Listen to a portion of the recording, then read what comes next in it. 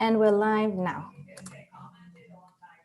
Well, good afternoon, everybody. Welcome to this ILC event looking at what we want future-proofing retirement housing in England. My name's Jane Ashcroft. I'm Chief Executive of ARCO Hanover. We're a housing and care provider for older people, and we're also partners of the ILC. So I'm delighted to be chairing this event this afternoon. And I know we've had a really good level of registration, so I'm hoping there's a lot of people out there, and we've got lots of good people for you to hear from about the report. The report has, the event's being hosted by ILC and has been supported by A2 Dominion, ARCO Hanover, the Extra Care Charitable Trust and Notting Hill Genesis. A few housekeeping notes beforehand, which I'm sure are familiar to many people, but just for the avoidance of doubt, if we do have any internet issues and we lose speakers, we'll try to deal with those as quickly as possible. Please do bear with us if there is any technology snafus. At the bottom of the screen, you will see the chat function that you're probably quite familiar with. So please communicate with panelists and delegates, as well as using the Q&A feature. We'll be collecting questions for the panelists, and we're hoping for a good length of time at the end of the session for an active Q&A. If you are having any issues with audio or video during the webinar, you might want to try to connect through an Ethernet cable or through a hotspot on your phone. And if you do get disconnected, then please do come back in using the same confirmation link in the email that you received when you registered. We'd be delighted if you wanted to post comments on social media. The Twitter hashtag for this event is #RetirementHousing, or the Twitter handle for ILC is @ILCUK. We are recording this webinar and it will be published for public access on the ILC website and also on the YouTube channel. So today we're going to hear about trends related to demographic change, finances and housing related preferences, which all play a role in how the retirement community sector can evolve far into the future. This report considers these three areas and highlights a number of key insights to help the sector take advantage of future demand. We're also going to be hearing from our expert panel of speakers who will be responding to the report's findings. And then, as I said, we'll really want to hear your views through a question and answer session. So please, during the session, do submit your questions using the Q&A feature at the bottom. Join in the conversation on Twitter. So once again, those handles @ILCUK and #RetirementHousing. First of all, I'm going to hand over to Henrietta Little-Bucar from Extra Care Charitable Trust. Henriette joined Extra Care in 2017, where she's Executive Director responsible for the charity's research and innovation, marketing, fundraising and HR functions. Henrietta, over to you. Thank you very much, Jane, and good afternoon, everyone. It's a real pleasure to join the launch of this study. And it's a study that's already informing our thinking at Extra Care about the way we shape and promote our services going forward. This all started with a conversation between colleagues within Extra Care some 2 years ago about the future of our charity and the realization that there's never any room for complacency. Now, we obviously understand the demographics. There's an aging population in the UK. There's a shortage of bespoke housing for all the people in the UK, so demand will outstrip supply. But what will that demand look like? What will future residents expect, demand, and be able to afford when considering their options? So that discussion at the time led us to decide we should really look into the future market in more depth. And as a charity that aims to provide better lives for all the people, collaborating with others who try to achieve the same purposes comes very naturally to us. So it was obvious to reach out to Michael and the team at ARCO to see if other providers might want to join this piece of work. And it's been fantastic to find that ARCO Hanover, A2 Dominion and Notting Hill Genesis were keen to work with us to shape the brief, to bear the cost of the study. And I really hope you find it as useful as we do. Now, I'm not going to go into the detail of the piece of work, but I will say that we are already finding practical ways to embed what the study's telling us into the way we work. And I'll just give a few examples. So the study shows that tomorrow's residents will not be satisfied with one size fits all. They'll expect more bespoke accommodation. So we're already looking at offering reconfigurable apartments and give customers the option to maybe turn 2 smaller bedrooms into one larger one, or have an open plan kitchen diner, for example.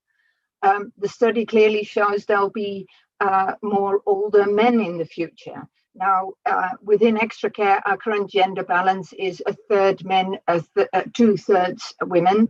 So we really need to give some thought as to how we will attract men into our retirement communities, and what services and facilities do we need to tailor to make sure they get the best benefits out of that experience. Similarly, for the growth in older couples, for whom our standard 1 and 2 bedroom apartments might not quite meet the needs, particularly if they also want to have children or grandchildren stay over. We already have bungalows and cottages in our portfolio, but we're definitely considering, should we offer a wider range and maybe a wider size of properties. The study shows that customers are really interested in satisfaction levels, possibly more so than in the financial setup. So we know our satisfaction scores are very high. They're over 85% in our villages, but to date, we hadn't really promoted that and articulated that very much in our sales campaigns, and we will start doing that now. And finally, the study shows this interesting sweet spot for moving into a retirement community, which is roughly between 70, 75 and 85. Our marketing needs to reflect that. And although we're open to anyone over the age of 55, maybe we can be more targeted and tailor our marketing to that sweet spot more specifically. Many of you know that within extra care for years now, we've done academic research that shows the tangible benefits from working in our model of retirement living, both in terms of physical and mental benefit to residents, and also taking pressure off the wider health and social care system. Similarly, recently we've commissioned Aston University to undertake an academic study into our COVID-19 response, which also shows that living in a retirement community has brought a lot of benefits to residents during the pandemic.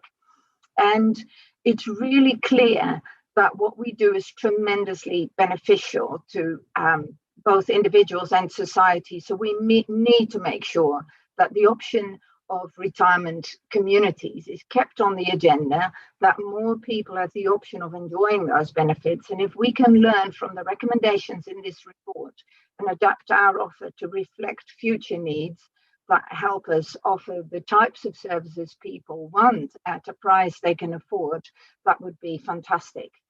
So to finish, I really want to thank Brian and our colleagues at Anchor Hanover, A2 Dominion and Notting Hill Genesis for working with us, and of course the team at ARCO for getting us in touch with each other.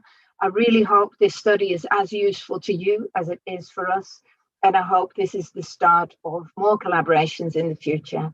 After all, a strong retirement community sector is great for us, great for the UK, and above all, great for all the people. Thank you. Thanks very much, Henrietta. That's a really positive sentiment and absolutely spot on. Working together, we can definitely do more for the many people who need and value our services. I'm going to hand over now to Dr. Brian Beach. So Brian is from the ILC. Many people will know Brian. He's been with ILC since 2013 and has conducted research on a range of topics related to population ageing, including loneliness, illness and housing, and in particular has expertise related to and employment in later life. So Brian's going to talk us through the key elements and present the report to us. Brian, over to you. Great, thanks, Jane, and welcome to everyone. I really want to thank particularly Henrietta for her introduction, because she, highlights the usefulness, I think, of the report, some of, highlighting the motivation behind doing this work and the fact that it has some concrete application for the sector. I want to thank everyone who's going to be speaking after me. I get the benefit of being able to just sort of lay out the stuff that I've already done. And I think the people who follow me are going to have a bit more of a challenge in sort of having to shape their responses based on what I say. But hopefully most of you have come across the report and been able to perhaps read some of the executive summary or get at least a flavor of what the report and this project was really about. But just to provide, the broader context here is that, we know that the population is aging and the age structure of the population is changing. And this means there will be greater numbers and proportions of people in later life as we move forward. Now, alongside this revolution of longevity is really a priority for us to make longer lives healthier, longer lives. We want to buttress this idea of healthy life expectancy. And part of that is addressing care and support needs as and when they arise, and to respond to them flexibly so that we can prevent them stimulating deterioration further. Because this and doing so involves a number of different aspects of life, a number of different sectors. And an important one here is the housing sector, because we know that the living environment has a huge impact on how care and support needs evolve and change over time. So the retirement community sector naturally has a huge role to play in this. Retirement communities are a critical solution, really, for understanding how to best reshape what housing and care in later life are going to look like in the future. Now, one estimate is that it's a very small proportion of people in the UK who actually live in retirement communities, and in particular, these housing with care models that most of our partners provide. One argument I've heard in the past is that this sort of breadth of terminology for the sector, things like retirement villages, extra care, sheltered housing, that this perhaps stifles demand because people themselves, the consumer, has a less of a clear idea what really this means for them and their lives. However, and this is really an important point for this project, we do know that demand for these communities is strong, and it's been resilient over the course of the pandemic. That suggests perhaps that there are critical thinking needs to happen around how to support supply. We heard that there are different challenges in stimulating supply. But again, we really want to underscore this point that demand for retirement communities is strong. That being said, we wanted to do this project to really zero in a bit more on what demand is, what demand looks like. In doing so, we looked at three broad areas, particularly sort of demographic trends, financial trends, but then also really thinking about preferences and aspirations. And the report, when you look at it, you'll see near the end of it, there's sort of a concluding section where we have reflections on three future scenarios for what demand will look like into the future. And it's somewhat of a straightforward approach, thinking, well, demand will increase or it'll decrease or it'll stay the same. But it really sort of incorporates the lessons learned over the course of the project to stimulate thinking for the sector and for engaged stakeholders on what really needs to happen for the future. So I'm now going to go through some of the key findings and key points from the research. Again, related to these three areas that I've highlighted there, the demographics, finances, and preferences. And I do suggest everyone, make sure you go and look to the report to get much more, to get figures and more in-depth information than what I'm presenting here, because I'm going to just give an overview of the demographic side and an overview of the finance side, because in many respects, we've known for a while that the demographic change that's happening. We've known for a while the dynamics around home ownership and finances that might play a role here. But what I've found most intriguing and what I think is what I really want to discuss and share here are the findings from the evidence around preferences and aspirations. So I'm going to focus most of the rest of this presentation on that element here. That being said, I mean, the demographic trends, again, relatively clear. We've drawn on Office for National Statistics, household projections to understand what population change is going to mean for the next 20 years. We were looking at the time frame up to 2040. And drawing on what we know about the way that the sector exists now, it really shows that just with respect to age-related growth, there's going to have to be a growth of over a third in retirement communities just to keep up with the change in the numbers, how they're just going to change naturally. Most striking for me when I was looking at the numbers is really this point that there is no time for delay, because you need to have an 8.8% increase just by 2025 alone. Now, when we started to then look into how these households were changing, one of the things that we saw was a shift in estimated proportion of future households that were going to be made up of 2 or more adults. For the most part, this is really going to be couples, but it could be that there are different household arrangements made up of 2 plus adults in later life. But this brings us back to one of the points that Henrietta highlighted, which is this, thinking about the suitability of housing units, because it's not catering in the future to only single person households and single person units. We've got to think more about how the future will be shaped by these multi-adult households. Notably, though, this gender balance that's existed for a long time, both in terms of aging generally, but also with the sector, that there are going to be an increasing number of single male households. So that on one hand could be a growth opportunity if you think about the kinds of environments in which people want to live. The third element of the demographic trend that we highlight is this, the regional variation. We know there's regional variation across the UK and across England in many aspects of life, many socioeconomic factors. And we demonstrated that there is variation in this respect too. That is the numbers of older people, how that's going to change over time. But it's happening everywhere. Certain places are going to experience it faster or to a higher extent than others. This has important implications for how levels of investment, therefore, will be targeted and the scope for which that can be targeted.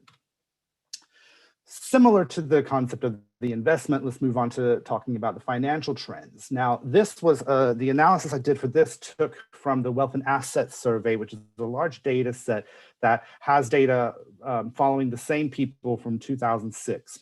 And I just looked over time amongst homeowners. The points here are really that we've seen housing increase over the time period that we looked.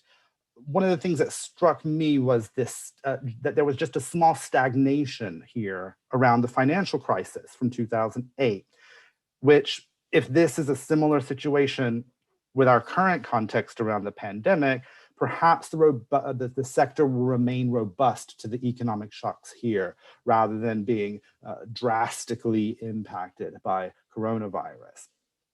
Another interesting find here was that the age groups at the last time period, they had a lower proportion of housing value paid off than the subsequent cohort did 10 years earlier, which suggests that there's this perhaps small inflation in the amount of debt being carried as we go over time.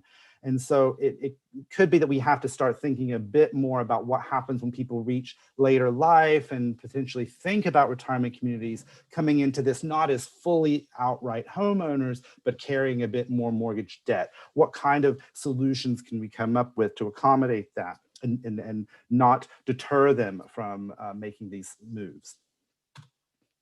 But as I said, I wanted to really focus here more on the preferences and aspirations. I discuss in the report there's been different bits of research looking at some of the demographic trends, some of the economic modeling around retirement communities, and we do have a robust body of knowledge here. But we know that there are going to be people in the future, more older people.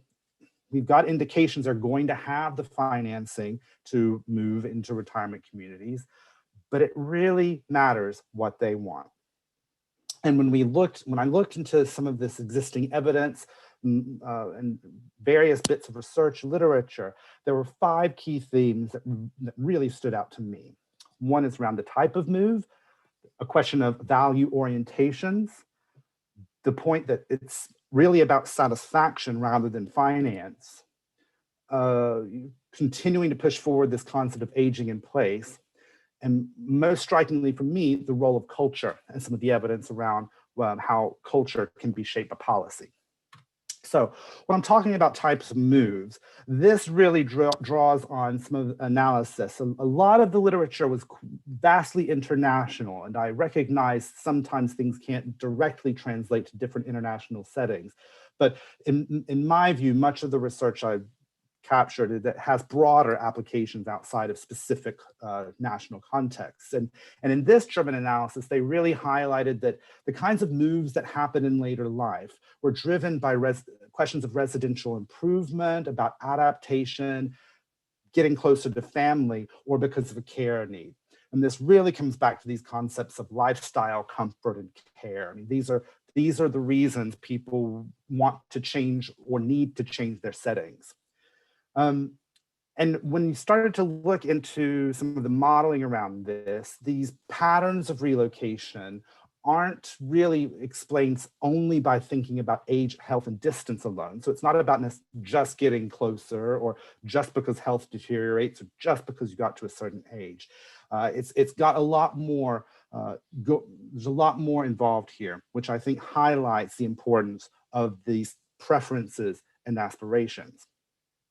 Interestingly, in one of the pieces was the suggestion that younger age groups seem to be more open to newer forms of housing, in a piece of research highlighting specifically housing with care and co-housing models. But alongside these types of moves, there are these underlying value orientations that people have. And the significance of this is that it's more than just asking people about their preference or what they value. It's about understanding how that's more internalized and how it shapes broader decision making. And the clearest example that I found was this research that identified two sort of opposing orientations, one focused on security and another focused on self-direction. In simple terms, this idea of, are you really sort of looking for something that's going to make you feel secure, or are you wanting to do something because it's your choice and you know, more of a risk taker? And in this understanding of value orientations, it really started to, the questions that we might think impact this around age, gender, and income level didn't seem to really influence people's choices around housing and making a move. It was really coming back down to this overall value orientation. Similar to this, when you started to look into the research around measuring people's willingness to move or their willingness to sell a property, it kept returning back to the questions around around satisfaction with housing, satisfaction with their residential environment. And in particular, the point I really want to underscore here is that it was very much more and identified through modeling as well, that it wasn't about housing value or income. These were not the driving factors in making choices to move or a willingness to move. It really came back down to how satisfied someone was with their existing home or their existing environment. And this, importantly, was influenced by this preference for aging in place. Now, many of us who've worked in this sector are going to be well familiar with this phrase. Anyone who's working in gerontology these days is going to recognize the phrase aging in place. And we know from vast amounts of evidence that you achieve better outcomes when you can enable people to age in place. It's also what people want. They don't necessarily want to move, and they prefer to age in place.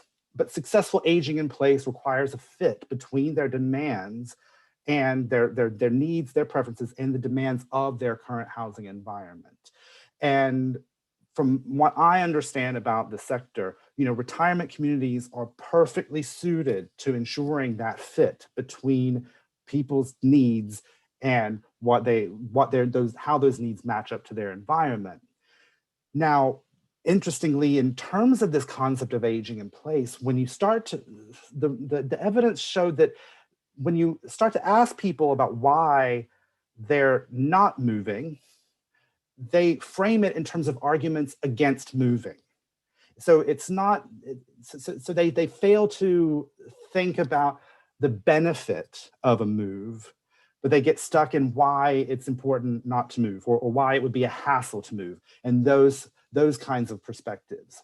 So it wasn't that moving seemed it wasn't that retirement communities weren't appealing. It was that moving didn't seem necessary, for example.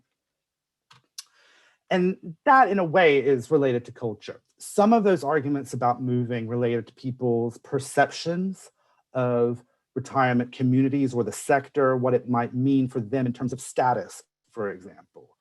And part of the UK environment in particular is an important emphasis on home ownership.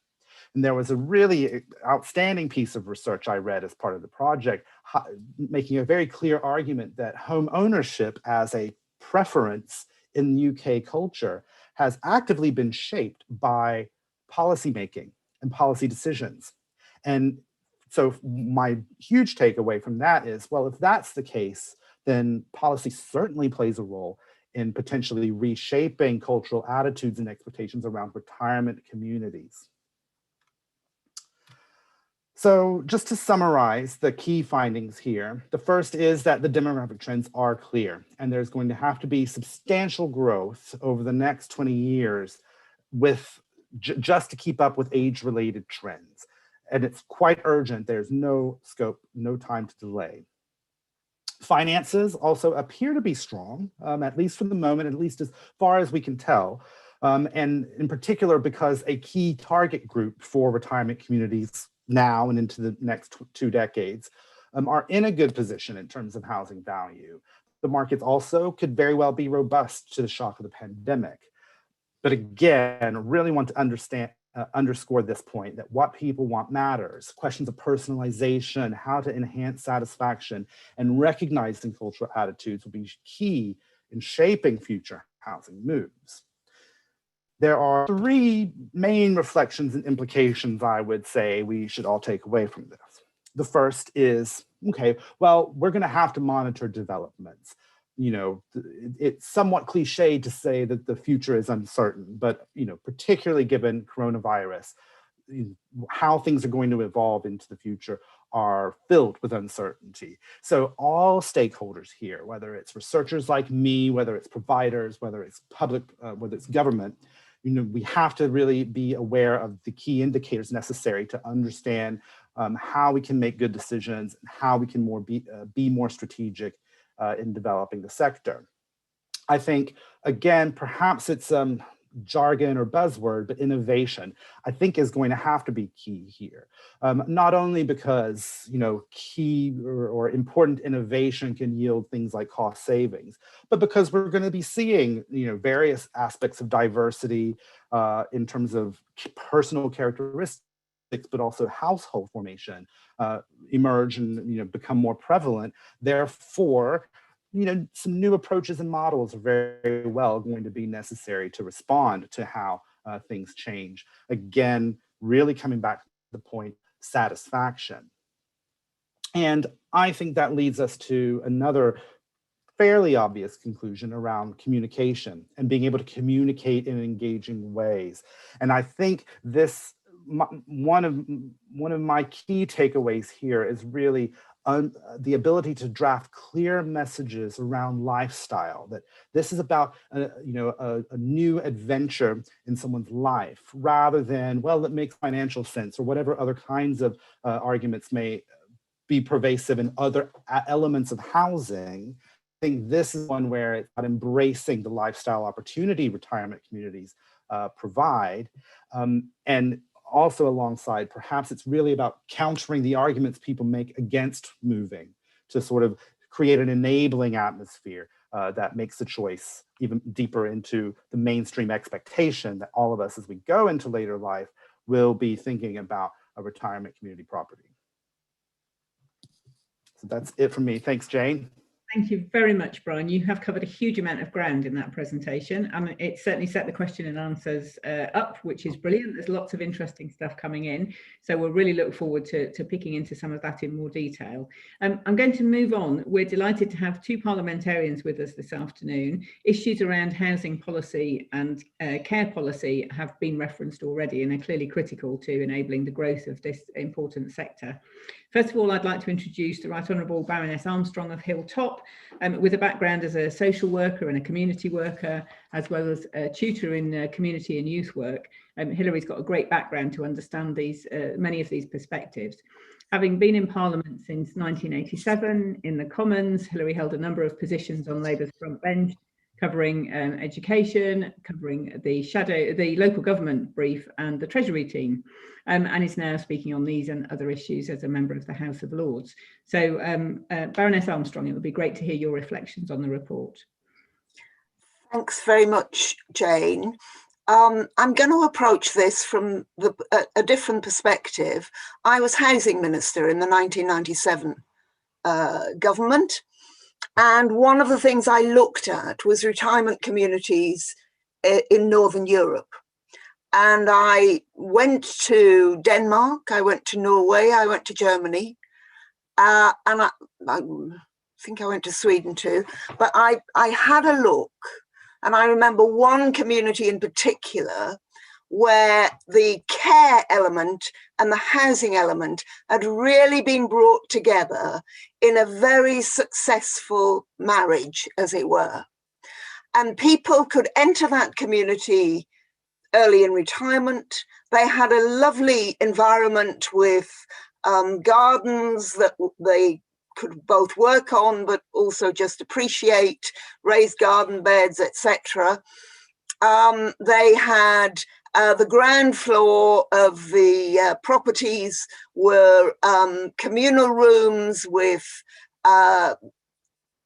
doctors, with dentists, with hairdressers, with gyms, with other things whereby they could really get involved in finding out about their neighbours, finding about the other people in the properties, but also where their care was monitored and supported as their needs got greater. And so it was about their general environment, but as I say, also about their levels of care. And there was a means of stepping up the care as people got older and inevitably deteriorated. I notice I'm way and above the oldest of any of you speaking here today. So I speak with some of this with a bit of feeling. I come from County Durham, and in Durham, we had a long history of both the Durham Miners Association offering housing to retired miners and their families, but also of councils. And we had the highest number of council houses being built in post-war Britain. And councils provided lots of accommodation, but they didn't link that to care. And now they have real difficulty letting those properties. So my cousin, who's was in her early 50s when she moved in, she had had a divorce, was living around in private rented, and she was offered an old people's bungalow, and she loved it. It met her needs at the time. But as I say, none of that was linked into care as well. So I came home, I looked at this, I looked at a group in Newcastle who were doing research on what you needed to put into homes to make them gradually more helpful to people as their needs increased. And so that I know that we have the research, we have the things we need, we have the we've got the things that we can put into homes. We know that we should be doing doors bigger, wider, so that if you eventually need a wheelchair, you can do it. Absolutely, this aging in place needs to be at the centre of policy. But what I would argue, and I've looked at, I have a cousin who retired to a retirement community in the States, and they lived in a beautiful bungalow, and they were, the whole estate were bungalows, and you had to be 55 or over to move in, and they were all around golf courses, and there were restaurants, there were gyms, there were swimming pools, there were whatever. And so culturally, in those terms around the quality of your life, they are absolutely able to buy into that. But actually, because it's America, nothing linking care.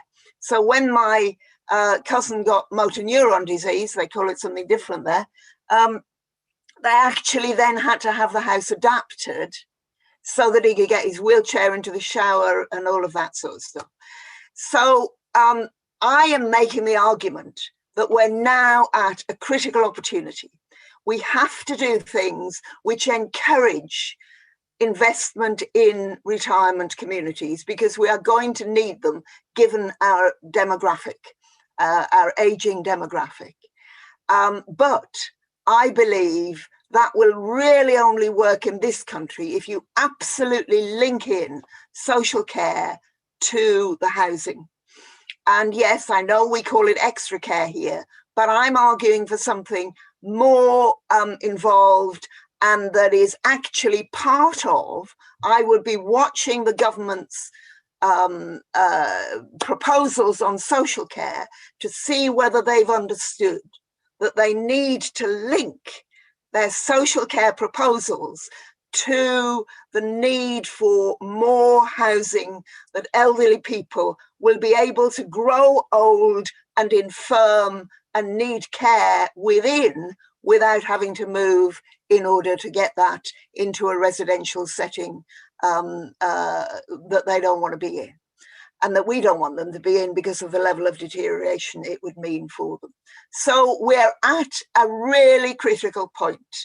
I keep hoping the white paper's coming out soon, but you know, we've been saying that for a long, long time. But I think when it does, that is what we've got to look for. We've got to look for a real link between social care and housing. Lots of other things I could say, but that is the essence of what I wanted to say today. Thank you very much, Baroness Armstrong. Lots and lots of nodding from the people I can see on this call about the critical point that we're at and that absolute importance of joining up. I'll move on now to Peter Aldous MP. So Peter is Member of Parliament for the Waveney constituency in North Suffolk, where he's been MP since 2010. I know Peter's focused on a number of areas in his parliamentary work, and he and I often bump into each other in matters relating to housing, older people's housing and care. Peter's constituency takes in the coastal town of Lowestoft, which is the most easterly point of the United Kingdom. And one of the issues that Peter's looking at there is around urban regeneration, which is a key issue, I know, for Peter. So Peter, we'd love to hear your reflections on the report, please. Jane, very many thanks, and many thanks for that introduction. I think the report it very much gives food for thought, and as Hilary says, we are at a crucial junction. And what the report does, it confirms that we're an ever-aging population. I think we probably knew that anyway. I think a particular point I would take out of it is that yes, there are more households, increasingly more households, but those households are becoming more and more diverse. So, you know, those are particular challenges that we have got to grapple with. And I just like to highlight and take out sort of four themes that I feel government and policymakers and local councils should be just having in mind taking forward. I think the first one is a general one for housing, from housing policy. Please use all the tools in the box. You know, perhaps in the past, government has focused on one particular aspect of the housing market, and which they perceive as politically advantageous in the short term. And probably in doing that, housing for older people has been neglected. And that is very, very wrong, because actually, if you promote more housing for older people, which as the report shows is what we need, you actually get more activity into the housing market, and you free up that housing market, and you create other sort of opportunities and vacancies elsewhere in the market. And it increases greater mobility, which everyone benefits from. So I think that is something that government do need to take on board. The second point I would make, and it's not meant to be a necessary criticism, it's not addressed to housing associations like ARCO and Notting Hill Genesis. It's when it comes to retirement communities, they must come out from behind the fences and the closed gates, the gated communities. I heard what Hilary was saying in the States, and yes, in the States often it's different, but you don't get that feeling perhaps in some places that they're of exclusivity and keeping people out. And I think that is something that developers, the market developers, probably do need to take on board. And in moving out from behind those gated communities, I think a trend which is happening in the moment in my own area, and I think across the country, a lot more land is being allocated for development, for housing on the edge of towns. A lot of this is, I think it's being christened or described as garden villages.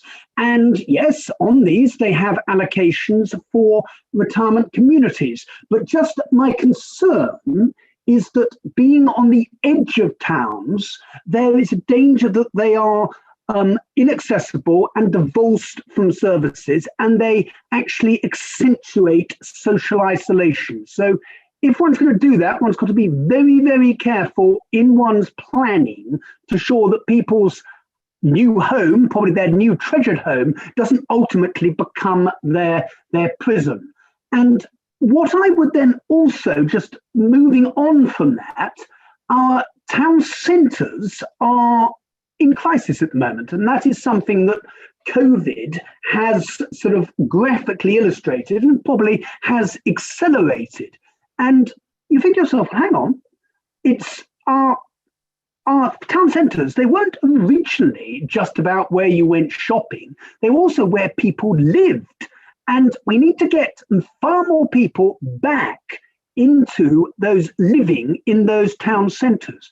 And to my perspective, what the type of sector of society which could well be suited to that is older people, because those services that I was just talking about, which you have to build from scratch when you're doing them in the garden villages, well, they're already there. The coffee shops, the theatres, the shops, and other leisure opportunities, they're already there in the town centres, and they're actually crying out at the moment for new customers. Well, let's take the customers to them. Now, I know from town planners' perspective, redeveloping and carrying out developments in town centres, and also from house builders, can be more challenging than taking a nice, clean, greenfield site. But I think that's the easy opt-out. And actually I think retirement housing back in the middle of towns is actually an important key to the regeneration and revitalization of our town centres. I think my fourth message is that it's very much directed to government, and it's one that Hilary touched on, is housing. In the 50s, it was fine. In the Millen government, yes, you had a very, very simple and straightforward agenda: build as many houses as possible, get them built quickly, and that was very, very successful. And the fact that so many of those houses have stood the success of time, stood the test of time, is indicative of how successful that was. But I think what we need to do now is realise, mustn't look at just housing on its own. You must look at what it can do to other aspects of policy. And one of the all-party groups I chair is the APPG for Housing and Social Mobility. And getting housing right is so important to people's social mobility. If people have a roof over their head, they're living in a warm home, they're living in an affordable home, then that provides you with that foundation on which you can actually realize your ambitions, move on, and achieve what you want to in life. And I think also when we look at health and social care, And again, housing is absolutely crucial to that. This government have made a tentative step towards addressing this, in that we now have the Department of Health and Social Care. And last week, they produced their white paper promoting further integration. But there was a third piece that was missing, and that was housing. Housing has a very, very important role to play in both health and social care. And actually, I this morning was with some local doctors. We were talking about the opportunities and challenges in the white paper and how must we go and set up these integrated care systems. And early on, I did say to the doctors, what about housing? And they actually said straight away, it's absolutely vital.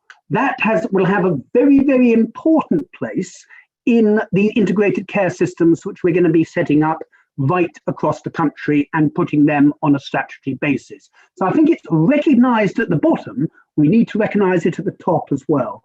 And my final point relates to, I think it's come out very much in what we've heard from so far from Brian, from Henrietta, and from Hilary, is the need. In the past, mainstream house builders, it's rather unimaginative. You pick up your brochures and you can get the same housing types all over the country. Quite often they may be named after golf courses or race courses, but they are exactly the same. And I think the way forward is we need that more bespoke approach to housing, and it needs to be flexible, capable of adaptation. And I think to age in place, some people, yes, a move is important, but actually a move can be traumatic. And therefore you need houses that are adaptable and capable of being changed and more flexible as people's care needs change and accentuate as they get older. And this is where I think mainstream house building has up to now failed that test, and they need to be adopting a different approach moving forward. So those are a few things I take out of the report, and very many thanks, Brian, and your team, and look forward to hearing what else we've got and what we're going to say this afternoon and what other questions there may be. Thank you. Thank you very much, Peter. Another presentation that's covered a lot of ground and exemplified the need for urgency and progress in this area. I'm going to move on now to get some reflections from the sector. First of all, I'm going to ask Phil Bayliss to give us his thoughts. Phil is CEO of Later Living at Legal & General, where he's been since 2013. And in that role, Phil is responsible for L&G's investments into retirement communities, and he's chairman of Inspired Villages and Guild Living. So, Phil, over to you. Thank you, Jane. And Peter, you successfully ticked off most of my response, and well said. I've got to say, terrific vision for a productive future for housing in later life for all. The reflections I had, and I'm conscious, I'm partly here for L&G, but just generally giving a flavour from the private capital investor side. So the things that resonate from Brian's research is the pandemic has certainly put the focus of where you live physically and the people you are around directly translate to your health and happiness and well-being. And retirement communities is precisely that. It's a little bit of real estate, but it's mostly the services, it's mostly the community. Actually, one of my first touch points with retirement communities was actually one of Jane's anchor communities, and I remember sitting down waiting to be shown around, and it was incredibly noisy, incredibly busy, and you couldn't help but smile when looking around. It's like that is the community. Forget the layout of the 2-bed apartment or the widths of the doors. You're going to live a thriving life if you're surrounded by happy, active, like-minded people. The where you live and linking it to health, you can't help but start thinking about public policy, and Peter's touched on some excellent examples there. The pithy term I would say public policy should be focusing on is enabling. Enable us to get in and invest significant amounts of capital. We've done that. Legal & General alone's invested £26 billion in the last 10 years directly into UK real estate and infrastructure. We would love to do more in the retirement community sector, but we're struggling. It's very, very difficult to get good sites in the right locations and then get planning permission. Peter's description of his high street retirement community is straight from my playbook of a business that we've created called Guild Living, and we would love to do more there. And the unfortunate thing is local councils in particular have de minimis amount of motivation to try and help with supply. National planning policy framework has generally been quite good about making local authorities own their housing targets, and we should have housing targets for retirement communities in there. That's a motivating factor. Let's have demography driving housing targets, and the local demography dictates how much retirement communities need to be delivered locally. Then we'll be welcomed rather than shooed away at the next planning meeting we have. The report touched on this, the second thing that brought a smile to my face, and I think it's because rather than thinking about some old people in your life, I often find retirement communities is best thought about yourself and what you want in your own life. And Brian touched on health span. Who doesn't want more independent active years in their life?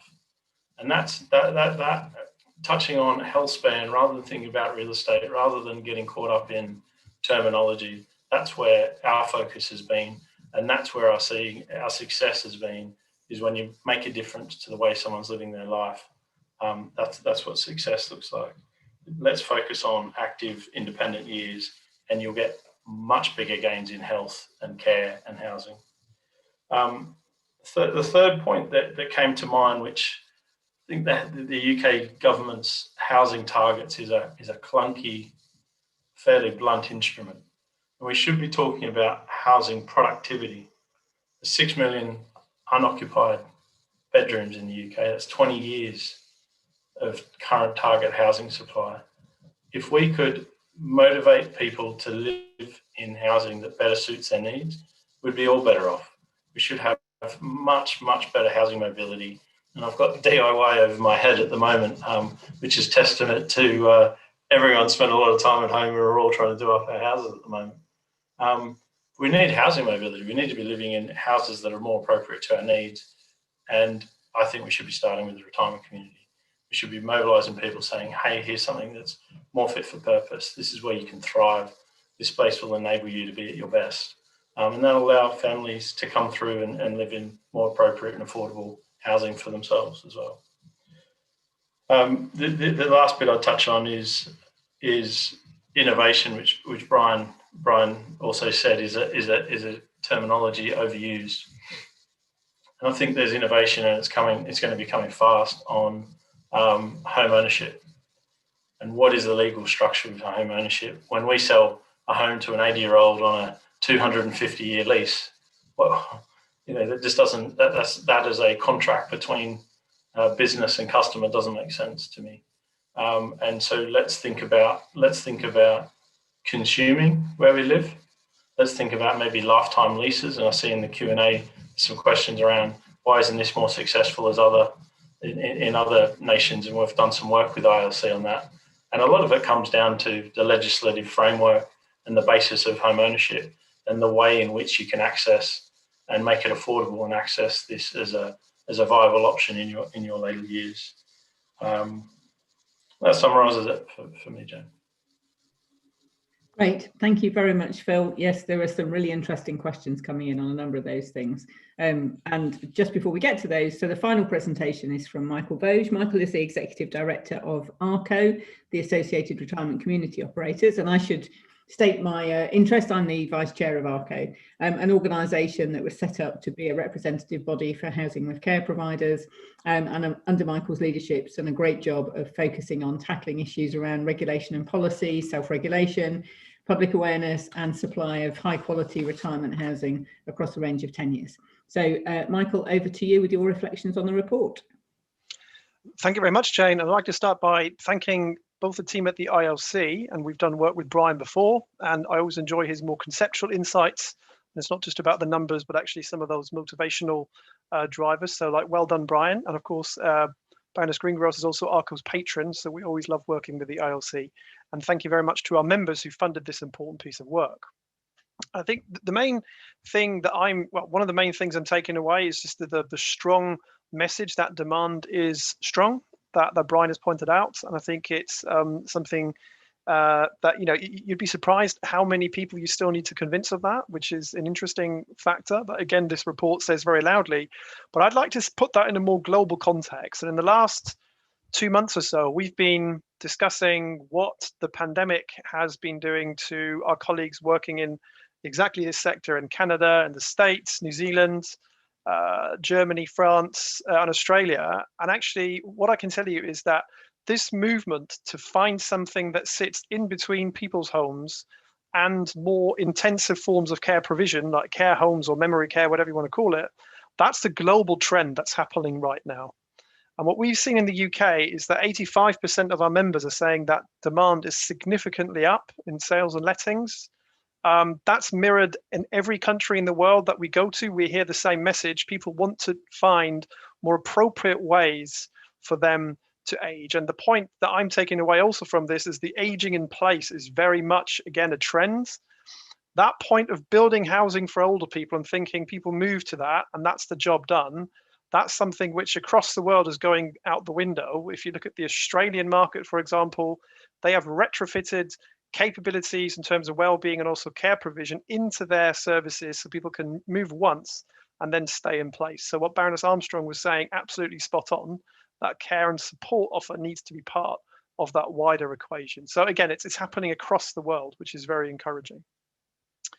The one thing I would say, and we are quite good at saying, oh, you know, aren't things awful over here? The one thing I'd like to mention is that in terms of affordable extra care housing or housing with care, the UK is actually a world leader, and it's something that we sometimes forget, that most other countries that have a flourishing market for private payers have a virtually non-existent market for those with more affordable means. And if you look at Jane, your Hanover portfolio, for example, I think it's fantastic that in the UK, in many instances, there is something available for those that can't afford to buy into one of these themselves. I think that's something we should remember that we should be proud of. Where we all struggle, and again, that's a global picture, is that middle market. How do we provide something which is accessible for the average person or the average couple in the UK with the average house and the average pension? And I think that's something I know that our members are working very hard at.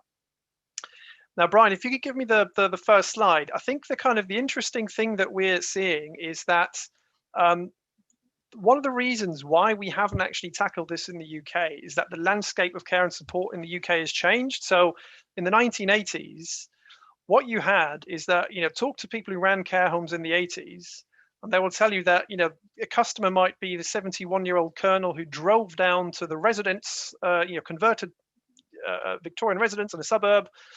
You know, they were a bit lonely, couldn't boil an egg to save their lives. They brought their dog, and then they lived there with minimal care, and it was more about the company. And if you had, for example, an incontinence pad, you know, you would not be in a residential care home. You'd probably be in a nursing home. Or right at the top here, we still had 43,000 geriatric hospital beds in the 1980s, in 1987.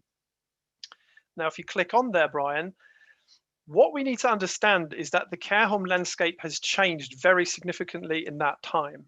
So the average length of stay in many care homes is now 18 months if you exclude dementia. Residential care has moved up the acuity agenda. We do not have geriatric hospitals in that form anymore. And I think care homes are doing a fantastic job in very difficult circumstances for dealing with those with very high care needs. I think the pandemic has shown that. If you look at the pictures of care home workers, you know, locking themselves into their schemes, I think that is diametrically opposed to this image of care homes being places where people aren't cared for, because I would argue that they've done a fantastic job in many ways during this pandemic. But it's very much on that end of life, high acuity provision.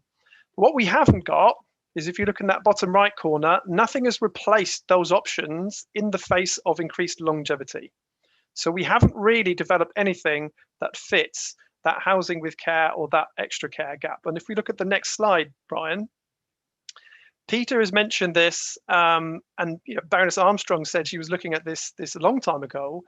But one of the main problems that we see is that ultimately in the UK, we have no sector-specific regulation or legislation for this sector at all, nothing. And every other sector that's successful at this has either state level or national legislation, and Brian did a good report on this a few years ago. We have nothing of the sort in the UK. And one of the questions that we've asked ourselves, and one of the answers we think, is that interestingly, a lot of this debate and the debate on it should be owned by the Department of Health and Social Care. However, the policy levers on regulation, on planning, on leasehold reform do not sit within the Department of Health and Social Care, and they might be an MHCLG. Funding decisions are made by the Treasury.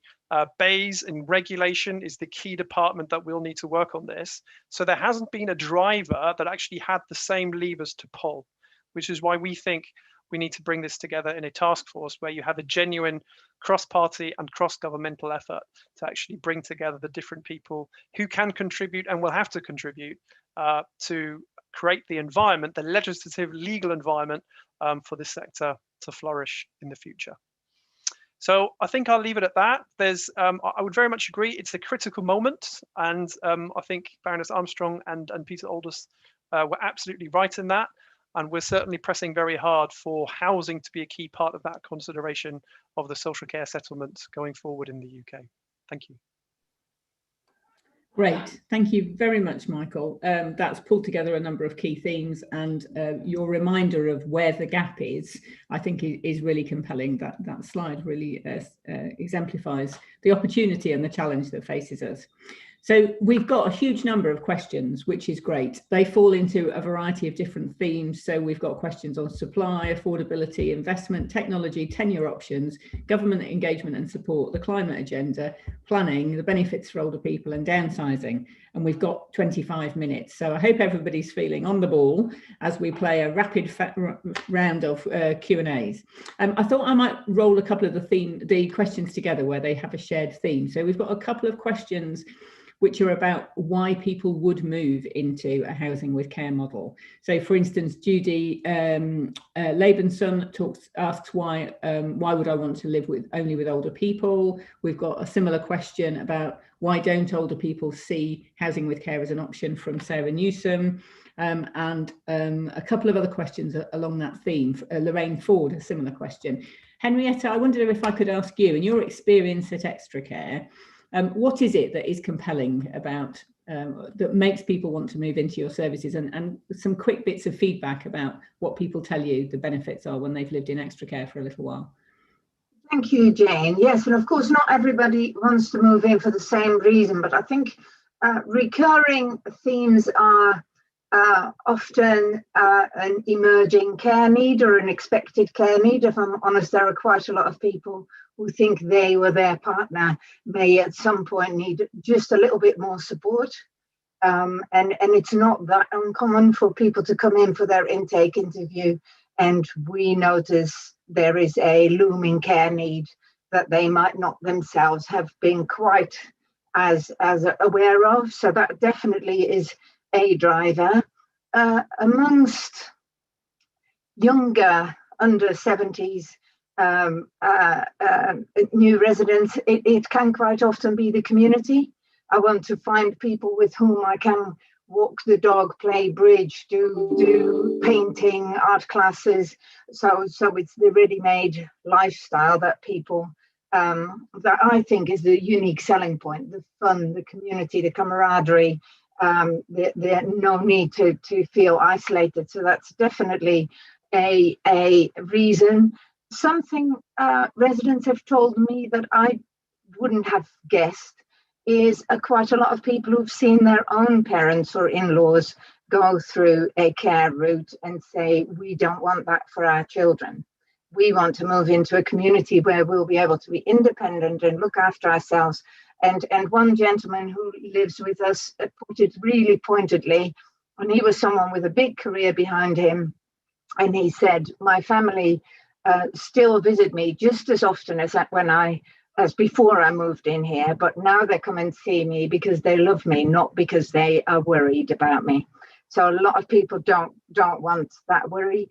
And then of course you have people who move in for convenience because they want to go traveling and they want to have a safe base, no garden, no worry.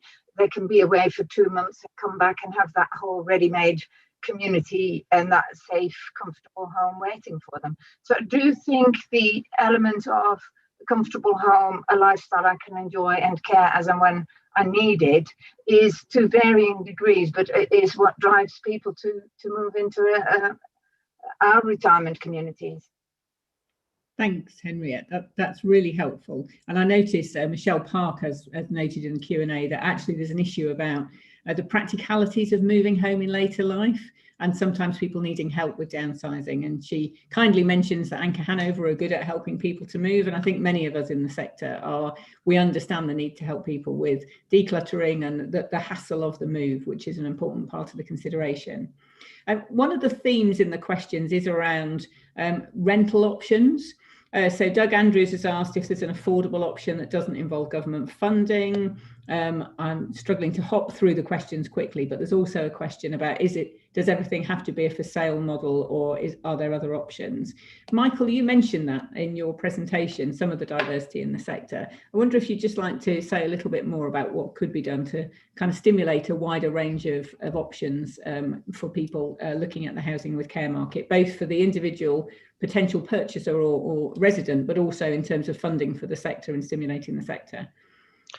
Yeah, thank you, Jane. I think it's interesting that a lot of investors in this sector, they would love rental models. And I was in a conversation yesterday, and there were two questions asked. One is, what do you think is the best business model for investors? And about 80% said rentals. And then the question was, what do you think is the best business model for, or the best model for residents? And I think probably about only 40% said renting is best for residents, because realistically what we have to realize is that if I rent for 25 years, I'm probably going to run out of money. I think it's an interesting point here that if you own your own home, the capital markets at this stage might get you 1% interest on that.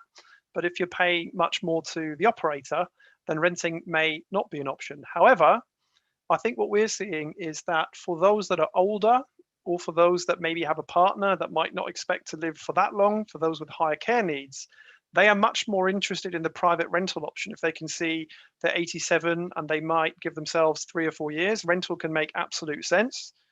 If you're 75, fit as a fiddle, and your mum lived to 99, then you wouldn't want to do that, because there's a high likelihood that you'll run out of money. So what I would generally say is that I think we need to be much more flexible, and that ties in with what both Henriette and what Brian said, is that I think we need to get away from the kind of the rigid approach of you can either only rent or only buy. And why don't we ask people what it is they want and what fits in best with their personal circumstances? And that's very much something where, I mean, Phil's already mentioned it, where more flexible tenure models come in, whereby you can maybe decide the first customer, he could rent from me, the second one could buy it, the third one could rent again, or go for an option somewhere in between. So the future, in my mind, is very much about flexibility of renting or purchasing, getting away from that rigidity of forcing people down one route or the other. Thanks, Michael. That's really helpful. There's also, related to that, some questions about the current proposals and planned changes in leasehold, the abolition of ground rents, and other things that are very current. Phil, you mentioned leasehold probably not being the most appropriate tenure for retirement housing. Do you think the impact of the current changes will be negative on the sector? Do you think there's a question about when are residents of retirement facilities likely to see the abolition of ground rents from Tom Devine? What's your take on the current changes that we're seeing? Yeah, and to cover off on the rental, I'm a big fan of experimentation, and we're experimenting doing rental on our schemes now, and inbound inquiries are between 25 and 50% of all of those coming to our sales cabins. So there's real interest on the rental side. In terms of, I've been quite outspoken on the leasehold reform in the UK, and the fact we still call ourselves landlords and running a feudal system that was probably relevant a few hundred years ago, but no longer. I'm an enthusiastic advocate that times need to change. With our developments going forward, we stopped ground rent some time ago. It will make no impact to our enthusiasm to invest in the sector or the viability of our future developments. If I think about the customer journey and, think about your own parents or someone, a loved one, and what do we want as a product that allows, you want it to be simple, easy to understand, minimum fuss, plain English, not many fees and hidden charges. It all just needs to be upfront, transparent, and Legal & General, being the biggest insurer in the country, we approach this like a financial product. We treat it in terms of responsibility to the consumer. Simple worked examples of this is what you'll pay when you live here. And for my mind, I think we need to go much further down the line of simple, easy to disclose charges. And ground rents for me always seemed like a strange charge when you're making 100% margin on an income line. So I welcome the change, and my prediction will be it'll have limited effect in the long-term supply for those communities designed to look after customers for the long term. Great, thank you very much, Phil. It's good to hear that. There's a question from Marion Caffetz about a dementia-friendly environment. So, will housing take account of a dementia-friendly environment? Peter, last time I saw you was yesterday at an APPG launch of a report about how we make sure that housing is dementia-friendly. I wondered if you might like to comment on how we make. Yes, manufacturing. I think yesterday the Lord Best he co-chaired for the housing. For the APPG for housing care for older people, which I co-chaired the APPG, but we had an inquiry into dementia-friendly housing and the need, and we came up with a whole host of recommendations as to what needs to be done to address this in the future. And we had a very, very thought-provoking presentation from Wendy Mitchell, who is someone who has dementia and who is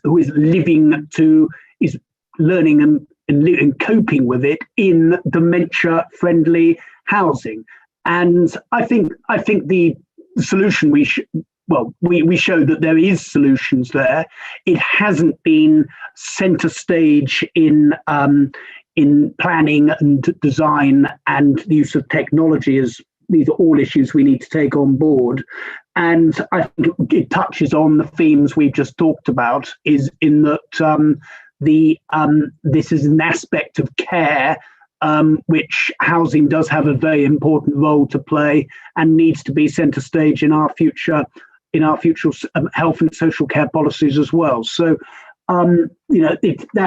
it's an issue. It's something we need to take on board.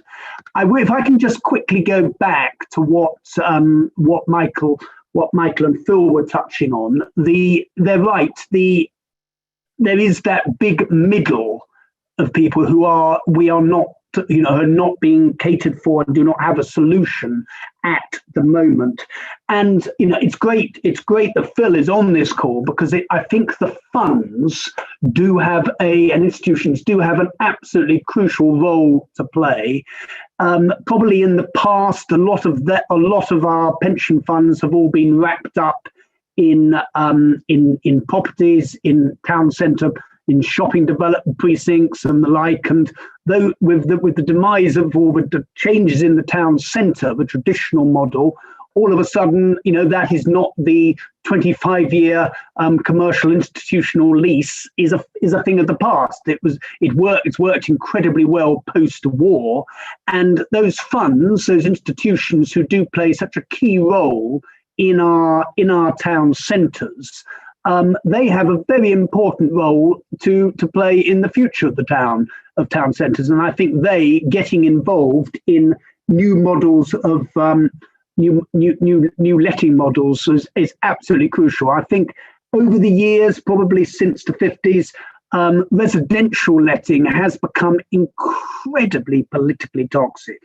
And it's that we have somehow got to take that toxicity out of it.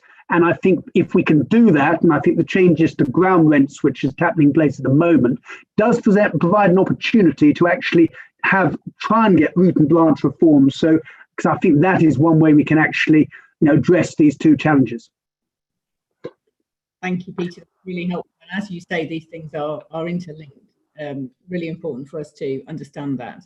And that takes me, there's a question from Ian Warner in the Q&A about how we get national and local government to acknowledge the step change required to increase delivery of specialist housing, as outlined clearly in the report. Baroness Armstrong, if I could ask you, you talked about your experience as Housing Minister in '97 and the experience of visiting other countries and the criticality of linking care. And you mentioned looking at government's proposals on social care being key and housing being part of that work. Do you have any pointers, any suggestions for the sector, for those of us with an interest into just how we can make sure the criticality of these issues are understood and reflected at a national and local government level? Thank you, Jane. I think the other thing I'm doing at the moment is chairing something called the Public Services Committee in the House of Lords. And it's a new committee which has been essentially set up in order to look at things across the piece rather than in silos. And listening to the conversation today, that seems to me what the sector needs to concentrate on. They need to see and be able to influence across the piece and not just think about, you know, housing on its own, because this is about, as Peter said, the nature of our towns and cities. It's about the nature of the community that people will be living in. My experience is that you need to get in at the beginning of government thinking. And I have to say, our latest report from the Public Services Committee, one of our main complaints is we are now such a centralised country. It is very difficult for local government to do anything creative or innovative on its own because they are now so dependent and reliant on central government. That is an issue that folk like me are continuing to try to push. I'm not saying the sector does, but I think that we need to actually make sure that we give proper authority and devolution to both regions, whether we call them metro mayors or whatever we call them. We've got to give regional and local government much more authority and ability to get up and do things differently. And I think, I don't know about retirement housing, but on a lot of this joining up together, you see some interesting things in Manchester Met Authority in particular. But I do think that the future social care paper, I think that the devolution paper, white paper that is due out in the next couple of months, I think that other things are where the sector needs to feed in, to keep saying, don't forget about housing, as Peter and others have said, in the midst of all of this. And don't forget that housing is, and people, absolutely right, we want choice. We want to know that we can have some determination on the quality of the housing and the environment that we're going to be living in, particularly, I would say, in our older years. And that means we do demand that both nationally and locally, people think about the breadth of their policies and not just individual ones. So if you're going to be building more council housing, you need to be thinking about what does that mean for the rest of the population and for the communities? And if you're going to be wanting to build retirement places, how does the local authority think about that in terms of planning and supporting people having a decent quality of life? So it's just about using your influence where you can and making sure, certainly at a local level, that you are helping people join up the dots. Thank you very much. That's really helpful. I hadn't thought about the devolution agenda in quite that way. I think that's a really helpful pointer. Thank you so much. We've got a number of questions about technology and technology products and services that can help in the delivery of services in retirement housing. I wondered if I could ask Henriette and then Phil, as providers of retirement housing services, housing with care, what do you find, where are the benefits of technology and where are the future opportunities? Henriette, to you first. Yeah, so we've been working quite a bit on smart solutions to help people remain independent for longer. And from our perspective, a lot of that is about empowering our residents to make informed decisions about the kind of technology that might might enhance their quality of life. And the obvious things are voice-enabled smart speakers. So I won't say the name because there's probably one in the room here, but the smart speakers are often about quality of life, are about reminders for people who might otherwise forget what's on in the village hall at a certain day, or so that's an obvious one. We are increasingly using sensor technology that's not very invasive, and that often is only needed for about a week or so to help us understand how and help a resident or their partner or family to understand where they might need more or less care. Quite often we find that people don't need as much care as they thought they did. Things like robotics or alternatives to mobility scooters. So what we've started to roll out in our locations is what we call a smart technology market, where literally we've got devices. We allow people to use the devices on loan for a month and then either bring them back in return for quality feedback on what they found benefited them or not. Or they can buy it, and that includes your Fitbits, your smart watches, and encouragingly, we're finding a lot of our residents are very interested in that. And with an average age of 81, in the region of 70% of our residents have a smartphone and are really ready to take up the opportunities that come from technology. And our take on it is familiarize yourself with the technology before you need it. So when you do need it, it already becomes second nature. Great. Thank you very much. And Phil, to what extent are you sort of building tech into your thinking? You've got a significant development program. I put it into three main areas: smart home, the community, and clean tech and clean energy. The smart home, to date, underwhelmed, I would say, Jane. And however, I think about who have I met in the last month on that topic: Google, Amazon, Vodafone, the big tech guys who are world-class innovators are looking at this space with much more gusto than they historically have.